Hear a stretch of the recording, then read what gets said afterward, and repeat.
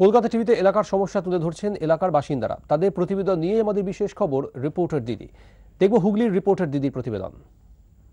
Reporter দিদি নিবেদন করছে হাইল্যান্ড গ্রিনস, কলকাতার মধ্যে, সাধ্যের মধ্যে।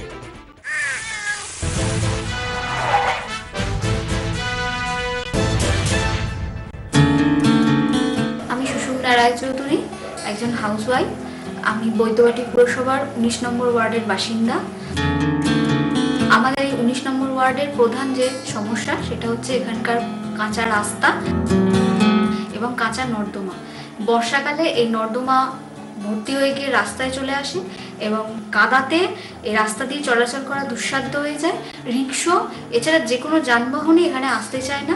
প্রশাসনকে জানিয়েও কোনো সুরাহা পায়নি।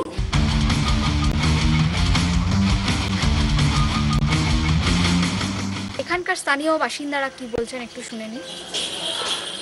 রাস্তাঘাট এত খারাপ যা কল্পনা করা যায় না। বর্ষার সময় ঘরের ভেতরে জল ঢোকে। 30 বছর হয়ে গেল এখানে আছি, আমার ঘরে এত জল, আমি দীর্ঘদিন পুজোর সময় তো বেরোতেই পাই না, আর খেতে শুধু পাই না। আমি বিছনায় বসে সব কিছু করি বাচ্চা টাচ্চা নিয়ে।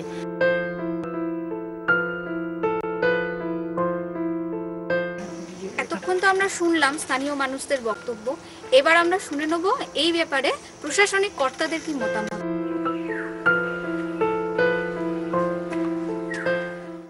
ওয়ার্ড কমিটি যা সুপারিশ পাঠায়, আমরা বার্ষিক উন্নয়ন পরিকল্পনার প্রায়োরিটির ভিত্তিতে পর্যায়ক্রমে আমরা সেই রাস্তাগুলো বা ড্রেনগুলো বা উন্নয়নের কাজগুলো সম্পন্ন করে থাকি। যে আগামী যে আর্থিক বছর, সেই আর্থিক বছরে আমি সবথেকে টপ প্রায়োরিটি দেবো।